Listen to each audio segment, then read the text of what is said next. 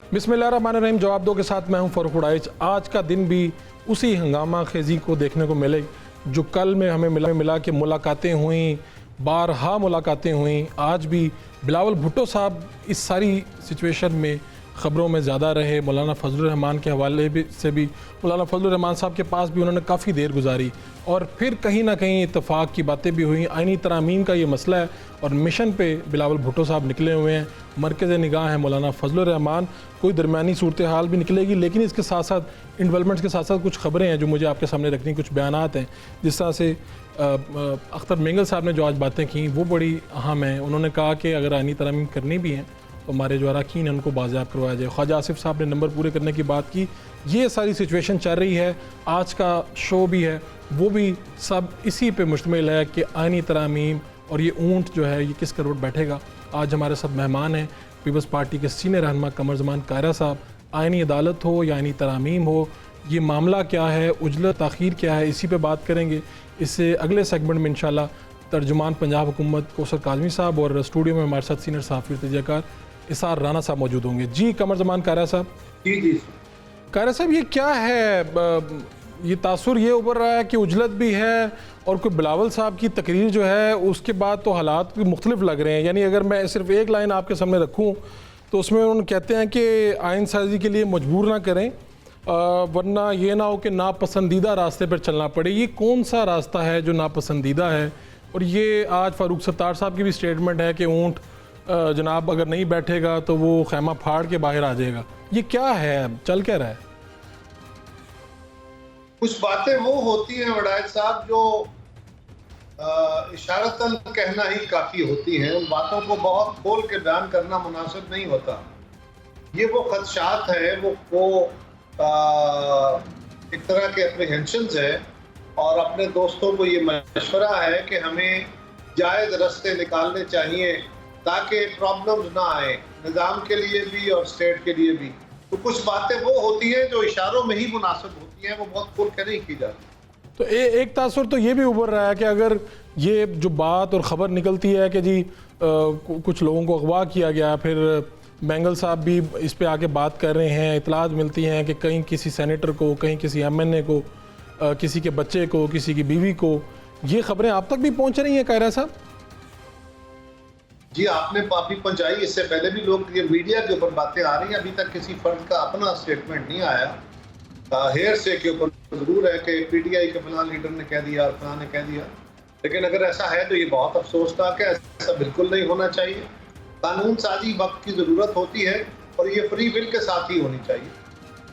और ये जो स्पिरिट है जो बिलावल साहब जिसमें हमें रात को नज़र आए कि मैं अब इस्लामाबाद से ये फिर करवा के लाऊंगा काम, ये करके ही छोड़ेंगे हम, तो ये सिर्फ़ और सिर्फ आप कह रहे हैं कि ये जो तरामीम है इसके पीछे मकासद हैं जमहूरियत को मजबूत करना, पाकिस्तान को मजबूत करना।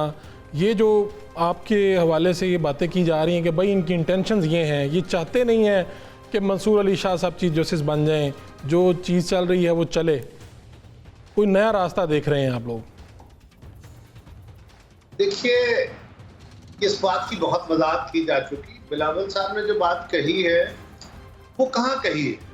तो पीपल्स पार्टी का एक जलसा था, तो उस जलसे के अंदर मुखातब थे, वो अपने कारकुनों से, अपने कौम से खिताब कर रहे थे और उसमें वो बीबी शहीद के कारकुनों को याद कर रहे थे। उनकी याद में वो जलसा था। कराची के जो शहादा हैं, तो बीबी शहीद के याद में जो जलसा हुआ उसमें, शहादा की याद में जो जलसा हुआ उसमें उन्होंने ये कहा कि जो मोहतरमा ने ख्वाब देखा था 2006 में और चार्टर ऑफ डेमोक्रेसी में जो उन्होंने एक कॉन्स्टिट्यूशनल कोर्ट का ख्वाब देखा था, कोशिश की थी, हमने 18वीं तरमीम के वक्त भी कोशिश की थी। उसके बाद भी मुसलसल पीपल्स पार्टी इस बात का इरादा करती रहती है कि जब भी हमें मौका मिला हम ये आईनी अदालत ज़रूर बनाएंगे, हम जो जुडिशल रिफॉर्म ज़रूर करेंगे ताकि इस मुल्क के अवाम को सस्ता और बेहतर इंसाफ मिल सके और जुडिशरी जो है ये 162वें नंबर से उठ के बेहतर नंबरों पे दुनिया में गिनी जा सके। ये हमारा काम था। वो अपने कारकुनों को एड्रेस कर रहे थे और इस वक्त जो सूरत हाल है वो अपने कारकुनों को हौसले के बात कर रहे थे कि मैं करा के आऊंगा इंशाल्लाह, मैं बीबी का ख्वाब पूरा करके आऊंगा। तो इस तनाज़ुर में है, इसको और क्या करते हैं। चलें, ये तो आपने इसकी वजाहत कर दी, वरना उनकी जो शोला बयानी थी, जो बॉडी लैंग्वेज थी, वो कुछ और ही मैसेज दे रही थी। तो ना हर बयान का शायद साहब, हर बयान का एक रेफरेंस टू द कॉन्टेक्स्ट होता है, उसका एक मौका महल होता है, और उस मौका महल को देख के आप उस बयान को देखिए ना, फिर तज्जिया कीजिए, फिर आप वही उसी नतीजे पे पहुंचेंगे जिस पे मैं पहुंचा हूँ। चलें, तो कायरा साहब, अब आपको क्या सूरत हाल क्या है कि इसमें मौलाना साथ शामिल हैं, नहीं हैं, होंगे या नहीं होंगे, तब भी ये काम होके रहना है और होना है? देखिए, मुझे तवक्को है कि मौलाना शामिल होंगे, और मैं इस बात का भी उम्मीद करनी चाहिए, मुझे भले कम ही सही, लेकिन उम्मीद करनी चाहिए कि शायद पीटीआई भी इस बात पर राजी हो जाए कि उनकी चीज़ें भी जो मान ली गई, उनका भी कहना मान लिया गया, तो फिर क्या हर्ज है इसमें, तो ये करने में क्या मज़ाक़ है। तब इस सारी सूरत हाल में आपको कहीं पे कोई जबर नज़र नहीं आ रहा? मुझे या मेरे दोस्तों को नज़र आ रहा है, उस पर भी आप कह रहे हैं कि आपका देखने का कोई एंगल शायद मुख्तलिफ हो सकता है। हमें तो कहीं पे उजलत नज़र आई है। बड़ा साहब, जिसमें मैंने एंगल का कहा, वो उनकी स्पीच है, वो उसका महल है, मैंने उस एंगल में कहा। उसके लिए मैंने कहा, जहाँ तक जबर का बात है, जबर किसी रंग में अगर किसी से वोटर से होता है, बिल्कुल नहीं होना चाहिए, आजादाना राय से वोट देने चाहिए। मैंने तो ये नहीं कहा कि आपका कायरा साहब, ये कैसे मुमकिन है कि बिलावल साहब कहें रात को मुलाकात तो मुमकिन हो जाए बानी पीटीआई से, 5 अफराद का कहें तो 5 अफराद की मुलाकात हो जाए, और अगर वो ये जो सब कुछ हो रहा है, अगर ये झूठ है, इसकी कोई या सच है, दोनों तरह से कुछ तो इस पे आना चाहिए। जब अराकीन बार बार कह रहे हैं कि हमारे साथ ये हो रहा है, उसके जवाब में ये हम फिर कैसे कहेंगे यार ये क्या चल रहा है? फिर मैंने अभी तक किसी मेंबर की अपनी ज़बान से ये नहीं सुना। कुछ मेंबरान की तरफ से जो पीटीआई के हैं या मीडिया पर्सन की तरफ से ये बात हो रही है, अगर ये है तो इंतहाई गलत है, इसको नहीं होना चाहिए, और कानून साजी आज़ादाना राय से होनी चाहिए। मैं तो ये बात बार बार कह रहा हूँ, ये बात मेरी जमात भी कह रही है। चलें ठीक है, मैं आपको वैसे एक मेंबर का नाम बता देता हूँ। अभी तक अख्तर मेंगल साहब मेंबर कौमी असम्बली हैं, उन्होंने ये बात कही है। उसके बाद जैन कुरैशी साहब हैं, उनकी बहन ने ये बात कही है। वो उनकी एक खातून मेंबर के बारे में है, वो खातून मेंबर सेनेट में भी तशरीफ लाई होंगी, अजलास चल रहा था, वहाँ आके उनको कह देना चाहिए, वो मीडिया पे आके कह देना चाहिए। जो बात आपके और मेरे इल्म में है, वो उनको मीडिया को बताते हुए क्या हर्ज। मैं ये कह रहा हूँ, एनी हाउ, अगर जबर हो रहा है तो मैं तो उसकी मजम्मत कर रहा हूँ भाई। चलें, ये तो अच्छी बात है। अब ये इस सारी सूरत हाल में पाकिस्तान पीपल्स पार्टी इस हवाले से पुरुमीद है और ये काम होकर रहना है, आप यही समझ रहे हैं? क्यों ना हो, इतने दिनों से एक एक्सरसाइज है, क्यों ना हो, होना चाहिए और होना चाहिए। इसमें मिलिट्री कोर्ट्स में भी जो सिविलियन का वो ये नुक्ता आ रहा है, मेरे ख्याल में, मुझे जहाँ तक मैं पीपल्स पार्टी को या आप लोगों को समझता हूँ, ऐसा तो कोई मामला नहीं आएगा जिसकी आप हमायत करेंगे कि मिलिट्री कोर्ट्स में सिविलियन का ट्रायल हो। मिलिट्री कोर्ट्स में सिविलियन का ट्रायल तो इमरान खान साहब ने भी अप्रूव किया था अपने दौर में, लेकिन मैं पीपल्स पार्टी नहीं करने देगी, मुझे ये तो इतना अंदाजा है। मैं तो ये गुजारिश कर रहा हूँ कि उन्होंने, जिनके इस वक्त बहुत वकालत हो रही है, उन्होंने भी किया था, लेकिन और ये हालात के तकाजों के तहत होता है। लेकिन एनी हाउ, हम तो ड्राफ्ट सामने आ जाए फाइनल। आज जो ड्राफ्ट आया है, मैं इत्तेफाक से अपने हल्के में हूँ, मैंने नहीं देखा अभी तक। सो अगर उसमें ये बात है तो फिर इस पर बात कर लेते हैं, और अगर ड्राफ्ट में ये बात शामिल ही नहीं है तो फिर इस पर बहस किस बात। और ये जो जजेस की इसके ऊपर है, इसके ऊपर भी मैं अब आपकी ज़ाती राय पूछ रहा हूँ। आप पुराने पॉलिटिकल वर्कर हैं, वज़ीर रहे हैं, कि इस इंटेंशन को इस तरह से देखा जा रहा है कि भाई 3 मोस्ट सीनियर जजेस होंगे, उनमें से किसी को चीफ जस्टिस के लिए उसका इंतखाब होगा। इसको आप देखते हैं कि ये भी ठीक है स्टेप? मतलब आपकी एक सियासी वर्कर की क्या राय है? देखिए, पहली बात तो ये है कि मुल्क के फैसले किसने करने हैं? पाकिस्तान की अवाम ने फैसले करने होते हैं। अवाम अपने नुमाइंदों के जरिए फैसले करती है। जमहूरियत में इसी का असूल है, और ये असूल दुनिया भर में चलता है। हिंदुस्तान में, बांग्लादेश में, बाकी हमारे कुर्ब के ममालिक में जहाँ जमहूरी निज़ाम है, या दुनिया भर के जमहूरी निज़ाम में, कहीं नहीं है कि जजेस को अपॉइंट करें और अपने तौर पे बैठ के फैसले करें और अपने तौर पे बैठ के फैसले करें कि हमारी तनख्वाह कितनी होनी है, पेंशन कितनी होनी है, हमारे प्रिविलेजेस क्या होने हैं। ये तो कहीं नहीं होता। जो कानून के मुताबिक फैसले करने का इख्तियार रखने वाला इदारा है उसी को ये इख्तियार है। बिल्कुल ये होना चाहिए। हमारे हिंदुस्तान के अंदर भी ऐसा होता है, बाकी मुल्कों में भी, तो हमारे यहाँ क्यों नहीं? जो कमेटी बनेगी वो वज़ीर आज़म अकेले बैठ के तो नहीं करेंगे और हमारे दौर में ही तो नहीं होगा, और अखबार में भी होना है।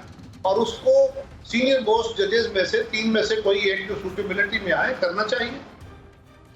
तो कायरा साहब, सवाल असल में ये आ रहा है इसके ऊपर, इस सभी के ऊपर कि ये जो तरमीम हो रही है, जो पार्लिमान कर रही है, इसी पार्लिमान के ऊपर ही सवाल उठे हुए हैं कि ये तो किसी दुरुस्त इंतखाबात के नतीजे में इसकी मेजॉरिटी तश्कील में नहीं आई, और दूसरी बात यह कि इसका मामला मखसूस नशिस्तों के केसेस के साथ भी जुड़ा हुआ है जिसके ऊपर इम्प्लीमेंट नहीं अभी तक हो सका। अगर आपका ये ख्याल है तो फिर मेरा ख्याल है आपको अपना आर्गूमेंट कोई और बदलना चाहिए। फिर आपको तो इस हुकूमत को चाहिए ना, आप उसको चैलेंज कर दें। फिर तो आप ये कहें कि ये हुकूमत ही दुरुस्त नहीं है। फिर तो आप इस तरफ चले ना कि इनको आईन और कानून बनाने का छोड़ें, इनको तो हुकूमत करने का हक नहीं है, ये बातें करें ना। नहीं, मेरा तो ये ख्याल नहीं है। मैं तो नहीं चाहता कि government is there and doing its work. उसमें लेजिस्लेटिव वर्क भी है, असेंबलियां मौजूद हैं, अपोजिशन मौजूद है। अगर आपका ख्याल कुछ और है तो फिर उसके मुताबिक अपना नैरेटिव बिल्ड कीजिए। ठीक है। बानी पीटीआई जो है, आप ये भी समझते हैं कि भाई इसमें आईनी तरामीम में सभी को शामिल होना चाहिए, क्योंकि ये इतना अच्छा और अवामी स्टेप है अवाम की फलाह बहबूद के लिए, इसमें सभी जमातों को साथ में शामिल होना चाहिए। क्योंकि गौहर साहब का भी साथ में स्टेटमेंट जारी है कि बानी पीटीआई जो हैं वो चाहते हैं आइन की बालादस्ती। तो आइन की बालादस्ती के लिए सभी खड़े होंगे। आइन की बालादस्ती वो चाहते हैं, ये ज़बानी तो मैंने सुना है। अमलन तो वो कहते हैं कि मैं फौज से बातें करूंगा, सिविलियन से नहीं, सियासी जमातों से नहीं। अब इससे आइन की बालादस्ती होती है या नहीं मुझे नहीं पता। दूसरी बात, इस मुल्क में आज तक कंसेंसस के सबसे बड़े मुखालिफ अगर कोई है तो वो इमरान खान साहब है।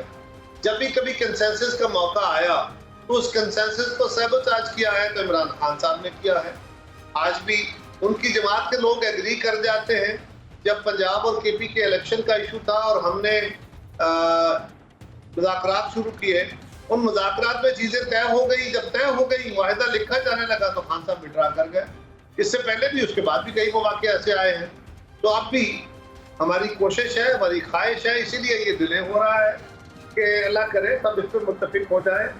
लेकिन मुझे इस बात का अंदिया, मेरा ख्याल यह है कि खान साहब इस कौमी इत्तेफाक राय को होने नहीं देंगे। ये उनके मुफाद में नहीं है ज़ाती ज़्यादा, लेकिन फिर भी कोशिश करनी चाहिए। ठीक है कायरा साहब, आपका बहुत बहुत शुक्रिया कि आपने हमें वक्त दिया। गुफ्तगू आप सुन रहे थे कायरा साहब की। एक शॉर्ट कमर्शियल ब्रेक लेते हैं, ब्रेक से वापस आएंगे तो स्टूडियो में एसआर राना साहब हमारे साथ मौजूद होंगे, सीनियर सहाफ़ी, और तर्जमान पंजाब हुकूमत कौसर काज़मी साहब हमारे साथ मौजूद होंगे।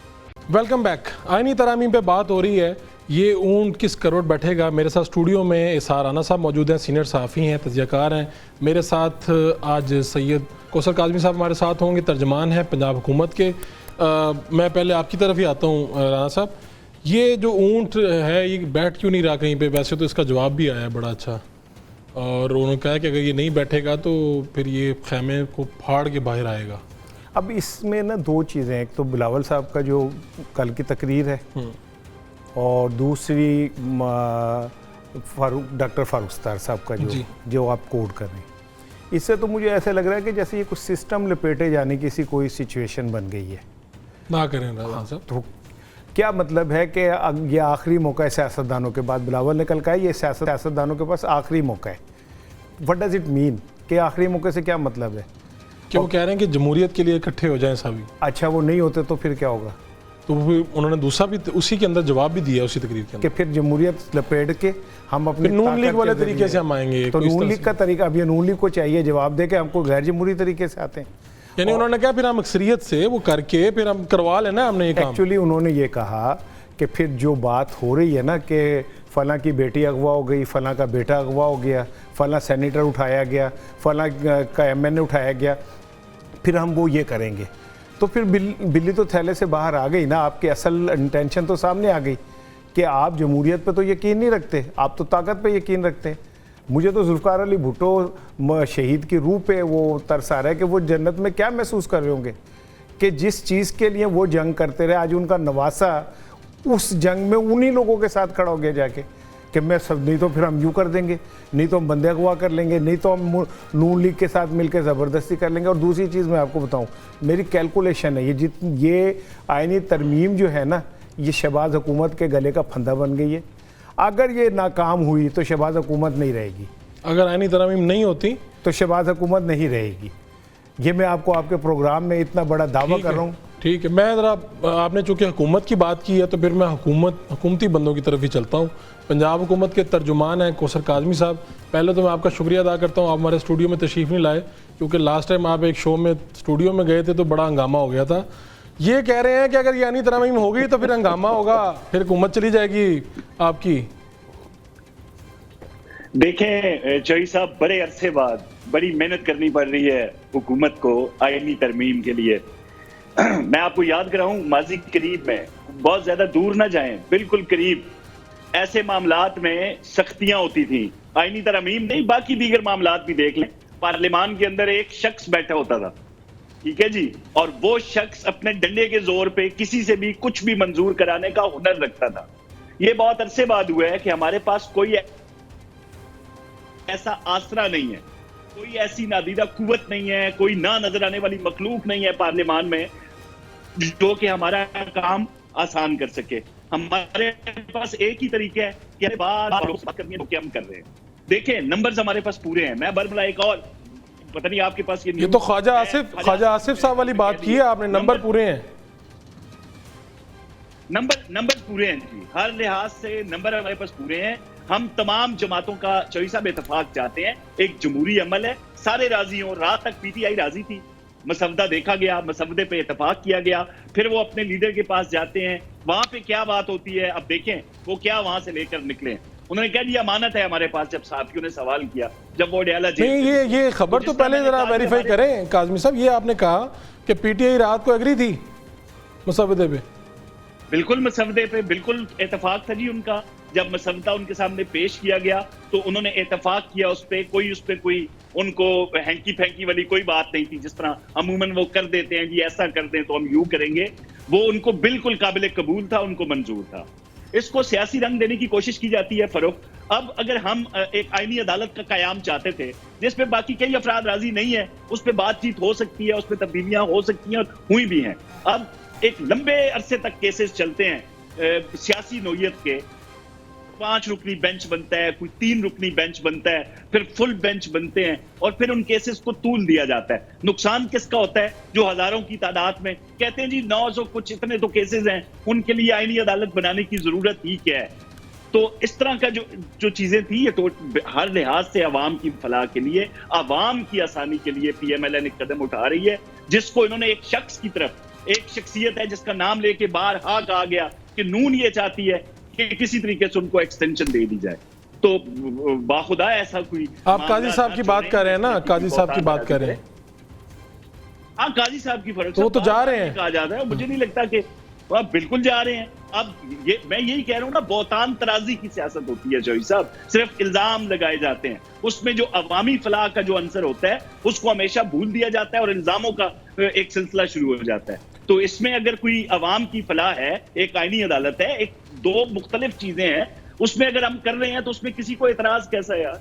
उसमें तो मेरे ख्याल में एतराज नहीं बनता किसी का कि आप ऐसे ना करें और आप वैसे ना करें, खुल के बात करें ना। बाकी जो जमहूरी तरीके हमने वही अपनाया है, कोई हम पे इल्जाम लगा रहा है। अच्छा, वैसे एक बात काज़मी साहब, आप पंजाब हुकूमत के चूंकि तर्जुमान है, कल मैंने मंदू खेल साहब को लिया था अपने प्रोग्राम में, तो उन्होंने ये फरमाया, जब मैंने उनसे पूछा कि लोगों की अगर किसी की बेटा बेटी बीवी अगवा हो रही है और ये मामला चले, तो उन्होंने कहा पहली बात तो ये कि सिंध और बलोचिस्तान में पीपल्स पार्टी की हुकूमत है, किसी की ऐसी कोई जुर्रत नहीं है कि वो इस तरह कोई काम करें। तो आप पंजाब वालों से पूछें तो एक तो ये कि भाई जो वाक़यात पंजाब में होते हैं, या चलें इस्लामाबाद की तो एक टेरिटरी डिफरेंट है, तो एक तो ये कि ये वाक़यात तो हो रहे हैं कहीं ना कहीं पे, या ये लोग झूठ बोल रहे हैं, अफवाहें हैं कि किसी का बेटा किसी की बेगम कोई नहीं, ये खुद ही चले जाते हैं, कहीं पे गायब हो जाते हैं एकदम। और मेंगल साहब ने भी आके ऑन रिकॉर्ड कहा ना कि पहले हमारे गुमशुदा अरकान को बाजियाब करवाएं, फिर आईनी तरमीम पे बात करते हैं। चौधरी साहब देखें, आज तक जितने भी अभी के जो इल्जामात हैं, पिछले 2, 3, 4, 5 हफ्ते पीछे चले जाएं, 2 महीने पीछे चले जाएं, इल्जामात का कोई सर पैर नहीं था। वो जी कोई बंदा अगवा हो गया, कोई खातून अगवा हो गई और फिर किसी पैर वो वापस आ गई घर। किसने अगवा किया जी? वो वीगो डाले। एक तो वीगो डाला इन्होंने मशहूर कर दिया जी। अब चाहे रक्शे पे बैठ के कोई चला जाए तो जब घर वाले इत्तला देते हैं तो वीगो डाले की बात आ जाती है। तो इस तरह की अफवाहें आप हालिया वाकया देख लेना पंजाब में। पंजाब में ये बारहा फरोख्त इल्जामात क्यों लगाते हैं? पंजाब की खातून वजीर आला ने तारीख बदल के रख दी है पंजाब के अंदर। पंजाब में आए दिन अवामी फलाह और बहबूद के मंसूबे सिर्फ ऐलान नहीं किया जा रहा फरोख्त, बाकायदा तौर पर उनका आगाज हो चुका है। आपको मैं गिनवाना शुरू करूं तो शायद यही टॉपिक शुरू हो जाए प्रोग्राम का। नहीं इसलिए ना गिनवाइएगा, मुझे अब आईनी तरमीम पे मैं नहीं करवा रहा, हाँ। मैं नहीं करवा रहा, मौजू और है, मौजू और है। लेकिन अगर मैं यही अगर का लफ्ज इस्तेमाल किया तो इनका तमाम मरकज की तरफ ये तनकीद बहुत कम करते हैं। इनकी सारी तनकीद इल्जामात पंजाब की तरफ है, क्योंकि पंजाब में जो काम है बाकी सूबे अपने जो बुज़राए आला हैं उनसे सवाल करेंगे कि आप उस खातून वज़ीर आला की तकलीफ क्यों नहीं करते, आपको तो उसका मुकल्लद होना चाहिए। देखें वो उसका, हमारी कोई इंतशारी सियासत नहीं है। चलें आपका पॉइंट आ गया शाह जी की तरफ है ना, हम किसी को उठा रहे हैं ना किसी को गायब करवा रहे हैं। ठीक है राजा साहब, ये क्या है हुकूमत नेक नीति के साथ ये जो लाखों केसेस लगे थे उनको ख़त्म करवाने के लिए, लोगों को इंसाफ उनकी दहलीज पे मिले, उसके लिए आईनी अदालत, तरामीम, ये सब कुछ चल रहे हैं। जैसा शाहजी ने भी बात यह कि एक मरीज़ हो और वो कार्डिक पेशेंट भी हो, असाबी भी हो, शुगर भी हो, आप उसकी उंगली पे सनीप्लास बांध के कहें देखें जी हमने इलाज कर दिया। और भाई इलाज 24 करोड़ लोगों के मसाइल का करें ना। नीचे कचहरियों में, जजियों में, छोटी अदालतों में जिस तरह लोग मर जाते हैं, उन्हें इंसाफ नहीं मिलता, वहाँ बढ़ाए ना फिर जज, उनके लिए कोई स्पेशल काम करें ना। आप ऊपर बैठे हुए अपने इक़्तिदार को बचाने के लिए। काजी साहब मैंने सारी बात सुनी थी और मेरी खुशकिस्मती है कि मैं स्टूडियो में आप मेरे साथ नहीं हैं, तो मैं बड़ा महफूज तसव्वुर कर रहा हूँ खुद को। तो मैं चाह रहा हूँ कि आपकी जैसे मैंने अपने दिल पे पत्थर रख के आपकी बात सुनी, आप भी दिल पे मेरी मोहब्बत का फूल रख के मेरी बात सुने। तो बात ये है जी, बात ये है कि आप उन लोगों के लिए करें, बनाए फिर अदालतें ना। अपने आपने इक़्तिदार के तहफ़्फ़ुज़ के लिए, अपने इक़्तिदार को दवाम देने के लिए आईनी अदालतों को आपको बड़ा पेट में दर्द हो रहा है, लाइन नीचे की अदालतों को ठीक करें, दें लोगों को इंसाफ। ये मुल्क 24 करोड़ लोगों के लिए बना है, किसी शहबाज शरीफ, बिलावल भुट्टो के लिए नहीं बना हुआ। 24 करोड़ लोगों का ये मुल्क है।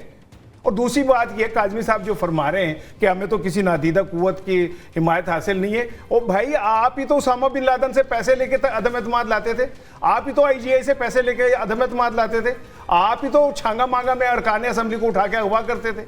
आपको नहीं फैसिलिटी मिल तो फिर किसको है? और अभी ये जो लोग अगवा हो रहे हैं, क्या चकजई जो कह रहे हैं वो झूठ है।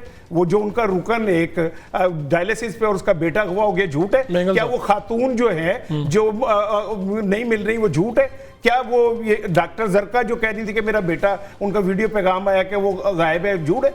इस लेवल के लोग झूठ बोलेंगे? मैं देखे बात सुने, मैं पाकिस्तान के अंदर इस बात पे यकीन रखता हूं कि अल्लाह करे कि जमहूरियत है, लेकिन जमहूरियत के नाम पे आप जो कुछ खिलवाड़ कर रहे हैं, ये कौन से, क्या क़यामत आ जाएगी अगर आज जस्टिस मंसूर चीफ जस्टिस हो जाएंगे? क्या क़यामत आ जाएगी कि अगर ये अदालतें ऐसी काम करेंगी? क्यों आप ये आफरीदी के पीछे हैं कि जी हमने इनको बनाना है? जस्टिस मंसूर से क्या खौफ है आपको? अभी हुकूमत ने तो नहीं कहा कि काज़मी साहब बता रहा हूँ, ये हुकूमती मंसूबा कोई आप चीफ जस्टिस फाइनल कर चुके हैं? मैं आपको पहले बता रहा हूँ कि ये आफरीदी के पीछे खड़े होंगे सारे। आप कल परसों देख लीजिएगा, आपको समझ। सर मुझे नहीं लगता मैंने कहा एक मुवक्किलीन का दौर होता था कि मुवक्किल खबर दे देते थे और उनके जरिए ज़राए कोर्ट करके खबरें दे दी जाती थी। अभी आप ये फर्क जो बार बार ये एक बयानिया बनाने की कोशिश की जा रही है ना जी, अगवा किया जा रहा है और इस तरह के कोई मामलात है, आप यकीन करें कि अरकान पार्लिमान है, किसी भी पार्टी से उनका ताल्लुक है, अवाम की वो नुमाइंदगी करते हैं। एक जमहूरी प्रोसेस चल रहा है जिसको हर लिहाज से हमने कायम दायम रखने की कोशिश की है। इल्जामात बहुतान अपनी जगह, उसका कोई मामला नहीं है। बड़ा अच्छा मुतालबा इन्होंने कर दिया कि बात 24 करोड़ अवाम की करें। मैं भी तो यही कह रहा था कि पंजाब को देखकर उस खातून वज़ीर आला की तकलीफ करें, और KP जो 11 साल से खंडरात का मंजर पेश कर रहा है, वहां भी थोड़ी अवाम को रिलीफ दे। लाहौर आलूदा तरीन शहर है दुनिया का, लाहौर आलूदा तरीन शहर है दुनिया का। अभी आप सर इस पे देखिए, कोई नजर करम कर दें, अभी- यही आपकी सीएम रहती हैं सर अभी यही आप भी मैं लेते हैं, यही सांस कह मैं रहा भी हूं, लेता हूँ। अभी स्मोक फ्री पंजाब जो मंसूबा हमने शुरू किया है उसके दूरदर्श नताइज अभी आपके सामने आना शुरू हो जाएंगे। आपको अब बरतानिया तर्ज की MOT नजर आएगी, जो गाड़ियां धुआं दे रही हैं, जो मामलात इस किस्म के आपको यूरोप में नजर आते थे ना, बिल्कुल हम उसी डगर पे चल रहे हैं और उसको हर लिहाज चलें, ये तो बड़े अच्छे इकदाम हैं, ये तो बड़े अच्छे इकदाम हैं, ये तो बड़े ठीक कहा आपने। स्मोक फ्री पंजाब नजर आएगा आपको। बस ये स्मोक अभी फ्री तो चिमनियों होना के बाहर चाहिए। कैमरे लग गए हैं। नहीं जॉय साहब एक मिनट, जी, जी, जी। इन्हें पहले कभी ये खबर नहीं होगी, जो पट्टे लगे गए हैं ना पंजाब में, उनकी चिमनियों के बाहर कैमरे लगा दिया पंजाब गवर्नमेंट ने। देखें, आपको काला हाँ साहब, देखें। निकाल के दिखाए तो सेफ सिटी के कैमरे तो ठीक करा ले, पहले चिमनियों पे भी लगा लीजिएगा। चले, मुझे एक शॉर्ट कमर्शियल ब्रेक लेना है। काजी साहब आपका पॉइंट लेना है। मैं ये दूसरी चीज पे एतराज। Welcome back. अभी तो जो फ़ज़ाइल मुझे तर्जमान पंजाब हुकूमत ने बताया, मैं ख़ुद बड़ा मुतासिर हूँ। अल्लाह करे कि ये मुझे ग्राउंड पे भी नज़र आए। मैं साराना साहब उनका पॉइंट तो आ गया था, ये आइनी अदालत वगैरह पे आप तो वैसे मेरे ख़्याल में बड़े जमहूरी किस्म के आदमी हैं। आइनी अदालत, आइनी तरमीम से आपको मसला क्या है? वैसे मुझे कोई मसला नहीं है, मुझे आईनी अदालत से भी कोई मसला नहीं है। मुझे इस बात से भी कोई मसला नहीं है कि 2 अदालतें बन जाए, 3 बन जाए, लेकिन जो इंटेंशन होती है ना, मुझे उससे मसला है। अगर आपके नज़र में इस बात का मतलब वाकई ही आईनी अदालतों का क़याम है ना, तो फिर मुझे कोई मसला इंटेंशन क्या है? चले आज इस पर Intention, बात करते देखें हैं। आप ना- कह रहे हैं कि चीफ जस्टिस इन्होंने नंबर 3 पे जो मोस्ट सीनियर है उनको लगाना है, आपने नाम लिया। हाँ, उसके अलावा क्या इंटेंशन है लेकिन हुकूमत ना की? काजी साहब की अटैम्प्ट हुई, लेकिन उनका बैगेज इतना बढ़ गया कि ये वज़न नहीं उठा सके। इन्होंने हाथ जोड़ दिया कि जी ताड़े से वज़न बड़ा पै गया। ठीक है, अदरवाइज़ काजी साहब ने कंटिन्यू करना था, वहाँ चले जाना था। मकसद क्या था? मकसद सिर्फ ये था कि आने वाले दौर में आपने PTI को फिक्स करना था उन अदालतों, आइनी अदालतों से। आपने इजाज़त लेनी थी सिविलियन के मुकदमा चलाने की। ठीक है, आपने जो आने वाले जजेस थे उनके पर्क उतरने थे। एक मुझे सिंपल सी बात बताएं, काजमी साहब इस पे थोड़ा सा नाराज़ होंगे, लेकिन मेरी राय है। होने दें आज। ठीक है, आसिफ अली जरदारी 10 साल करप्शन केसेस में रहे, उनकी हुकूमत भी गई। नवाज शरीफ 3 दफ़ा करप्शन केसेस पे उनकी हुकूमत गई। शहबाज शरीफ साहब पे 16 अरब रुपए की मनी लॉन्ड्रिंग है। ठीक है, नीचे वाले भी सारे। अब ये लोग तय करेंगे कि जज कौन सा होना चाहिए। अब इन्होंने तय करना है कि हमारे फैसले करने वाला जज कैसे होना चाहिए। नहीं, लेकिन राना साहब हम फिर कौन तय करेगा? अभी देखें, पाकिस्तान तहरीक साहब अपोजिशन में हैं, उनके जो कायद हैं वो भी जेल में, उनके ऊपर भी तो यही चीज़ें हैं ना। तो फिर तो पाकिस्तान में कोई शख्स तय नहीं कर सकता ये, या तो फिर अब आपको सारों को बाहर निकालना पड़ेगा कि इमरान खान को भी बाहर निकालें, नवाज शरीफ को भी, शहबाज शरीफ को भी, जरदारी साहब को भी। फिर कहाँ से लाएं, कहाँ से लोग लाएं? मैं जो बात कह रहा हूँ ना वो ये है कि मैं कह रहा हूँ अदालतों को काम करने दें ना, उनको काम करने दें। एक वो दायरा कार में लाना चाह रहे हैं। क्यों लाना चाह रहे हैं? आप कह रहे हैं कि इंटेंशन ये है कि इनको काबू करना और है। नजर आ रहा है ना आपको बिलावल भुट्टो को इतना क्या। अब सिंपल ये कि बिलावल भुट्टो इतने क्यों एक्टिव हुए हैं? क्योंकि उनके CV डिपेंड करता है इस पे, इसकी कामयाबी पे। क्या होगा फिर, क्या होगा अगर ये मैं कामयाब बताता होता है? हूं कि शहबाज हुकूमत को तो कह दिया एस्टेब्लिशमेंट के तर्जुमान वावडा साहब ने कि ये निकम्मे और नाअहल है। फिर आए बिलावल भुट्टो के मैं करके दूंगा ये काम आपको। अब उनकी फ्रस्ट्रेशन बढ़ रही है। पहली दफ़ा प्रैक्टिकली उनको सामना करना पड़ा सियासी जोड़ तोड़ का। वो तो उनके अब्बू करते थे और पहली दफ़ा उन्हें अंदाज़ा हुआ कि ये काम कल की फ्रस्ट्रेशन आपको नज़र नहीं आ रही कि अगर जमहूरी तरीके से नहीं हुआ तो फिर मैं गैर जमहूरी तरीके से करूंगा। फिर मुझे कोई ये ना कहे, क्योंकि उनकी डिपेंड करता है CV के ऊपर ये लिखा जाना कि ये हुआ या नहीं हुआ, क्योंकि वो ख्वाब देख रहे हैं वजीर आजम के। तो आपने कहा कि अगर आईनी तरामीम ना हुई तो शहबाज हुकूमत जाएगी और आईनी तरामीम होगी तो बिलावल भुट्टो वज़ीर आज़म आगे होंगे। कभी अगर ठीक। मौका मिला तो। काज़मी साहब ये सारी बातें सुन ली हैं, आपकी नीयत ये है, आप लोगों को ये कह रहे हैं कि हमने इंसाफ देना है, ये करना है, वो करना है, अंदर तो आप ये छुपा हुआ है, ये एजेंडा है आपका। फरूक साहब, उससे पहले मैं सिर्फ चंद सेकंड लेके आपको जवाब दूंगा इनका जो इन्होंने इल्जामात लगाए। इल्जामात तो नहीं, खैर वो तो एक पूरी एक साजिश थी जिसके तहत शहबाज साहब पे जो हमारे वजीर आजम है मनी लॉन्ड्रिंग का इल्ज़ाम हो, या शरीफ खानदान के बरतानिया में असासाजात को लेकर। तो भाई इमरान खान की हुकूमत में जो कि एक मासूम और पता नहीं क्या क्या अलकाब उनको मिले, उन्होंने 65 मिलियन पाउंड ज़ाया किए हैं बरतानिया के अंदर।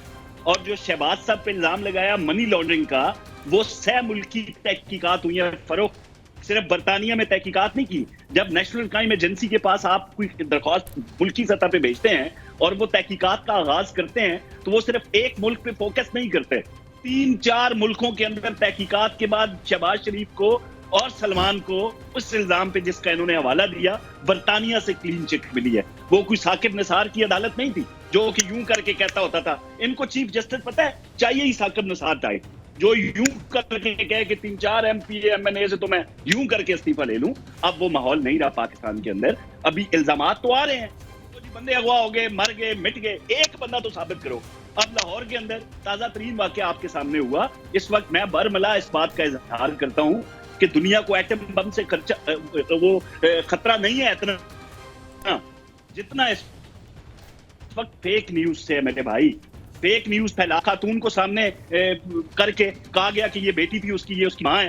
पहले वो ऐनक लगा के रो रही होती है तो साथ ही जनाब अगली वीडियो में वो ठुमके लग रहे होते हैं। तो इस तरह के ये इल्जामात है मेरे भाई, यही इल्जामात की हकीकत है। यहाँ पे आप एक बंदा सामने नहीं आ रहा कि यार मेरी बहू बेटी को अगवा किया, फलां अरकान पार्लिमान को उठाया गया। सिर्फ बातों तक आप इल्जामात लगा रहे। आप बरतानिया का हवाला देते हैं तो बरतानिया जैसे ममालिक के अंदर रॉयल कोर्ट ऑफ जस्टिस हो, उनका नेशनल क्राइम एजेंसी हो, उन्होंने हाथ बांध के शरीफ खानदान से माफी मंगवाई है लोगों को जो इल्जामात उन पे लगा रहे थे। अलबत्ता 65 मिलियन पाउंड जो अवाम का वहां पे खर्च किया गया, जो उस वक्त PTI के रूए रवा होते थे, जो मीडिया टॉक में आके इसी तरह के इल्जामात लगाते थे, उनके बहुत ज्यादा असासाजात बरतानिया में बन चुके हैं। अब उन पे तहकीकात होनी चाहिए।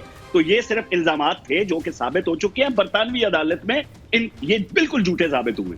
अभी ये मामला ऐसा है भाईजान आईनी तरमीम का। राना साहब कुछ कहना चाह रहे हैं, राना साहब कुछ कहना चाह रहे हैं। काजमी साहब मैं फेक न्यूज़, राना साहब बोले मैं ना फेक न्यूज़ के हवाले से आपके साथ खड़ा हूँ। और फेक न्यूज़ जो भी फैलाता है, मुआशरे के अंदर आलूदगी फैलाता है, मैं आपके साथ हूँ कि उनका कलाकुमा होना चाहिए। लेकिन आपकी तो अपनी वज़ीर इत्तलात फेक न्यूज़ फैलाती हैं। उन्होंने जो कल ट्वीट किया है और जाली एक ट्वीट किया, उस पर कोई कार्रवाई करेंगे आप? अजमा ने जो ट्वीट किया और बाद में साबित हुआ कि वो ट्वीट जाली किया, उन्होंने गलत इन्फॉर्मेशन पे किया है, तो उस फेक न्यूज़ पे वो माजरत करेंगी या आप उनसे कहेंगे कि बीबी हम तो फेक न्यूज़ के खिलाफ खड़े हो रहे हैं, आप ये कौन सी गेम डाल रहे हैं? तो को करेंगे? मैंने कहा जरा पूछ लूं क्योंकि आप तो तारीखी काम कर रहे हैं सारे ना। साहब आपने मैं आज प्रोग्राम में बैठा हूँ ना, मैं एक चीज को क्लैरिफाई करता हूँ, आप एक दूसरा सवाल मुझ पे मुसल्लत कर देते हैं राना साहब, क्योंकि जो मैंने बात की है उसका मुश्किलें इतनी बड़ी आपके ऊपर मुश्किलें इतनी बड़ी हैं कि नहीं जोई साहब इनके पास यकीनन उस सवाल का जवाब नहीं है जो बरतानिया का मैंने हवाला नहीं मैं उस तरफ जाना नहीं चाहता। काजिम साहब मेरी बात सुन लें, मैं जाना नहीं चाहता, वो सुन लेना। अच्छा फिर मुझे जवाब दे कि वो जो कौन सा फॉन्ट था, कैलबरी फॉन्ट झूठ था, कतरी खत जो था वो झूठ था, मेरी तो पाकिस्तान क्या बरतानिया क्या कहीं पे भी जायदाद नहीं है, वो झूठ था। क्या ये झूठ था कि वो जो फ्लैट थे वो हमारे नहीं है? क्या उस पे भी हमें को बरतानिया से सर्टिफिकेट मिल चुका है? कहा था उसकी बिल्कुल जायदाद नहीं है।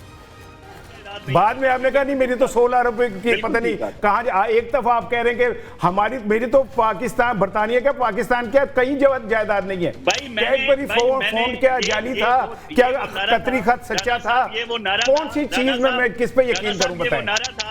राना साहब ये वो नारा था जो इमरान खान ने 3.5 साल अपनी मेरी बात सुन ले, इनके ऊपर बात करने का मतलब कहीं ये नहीं है कि मैं इमरान खान के साथ खड़ा हूं। मैंने तो पूरी उसमें अभी तक डिबेट में एक दफा इमरान खान का नाम नहीं लिया। मैं क्यों इमरान खान के साथ खड़ा हूं?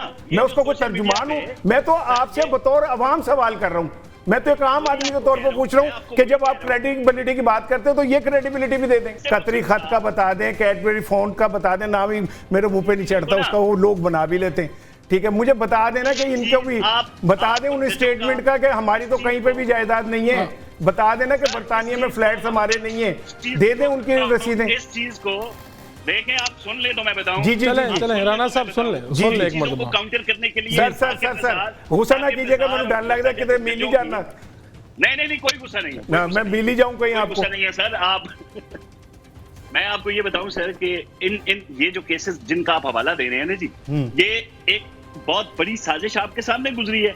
यही तो मैं कह रहा हूँ कि अब तहरीक इंसाफ, आप बेशक तर्जुमान ना बने तहरीक इंसाफ के, लेकिन उनको जज तो वैसे ही चाहिए, खोसा जैसा जज चाहिए जो आपको धरने से उंगली से इशारा करे, आ जाओ भाई मेरे पास, मैं तुम्हें बताता हूं इनको घर कैसे भेजना है। आपको तो फैज जैसा बंदा चाहिए जो शौकत अजीज सिद्दीकी के घर जाके कहे हमारी तो 2 साल की मेहनत है। वो जो 2 साल की मेहनत थी ना मेरे भाई, वो यही थी, ये फलां खत और ये फलां चेक और ये किसी चीज को उन्होंने कबूल नहीं करना था।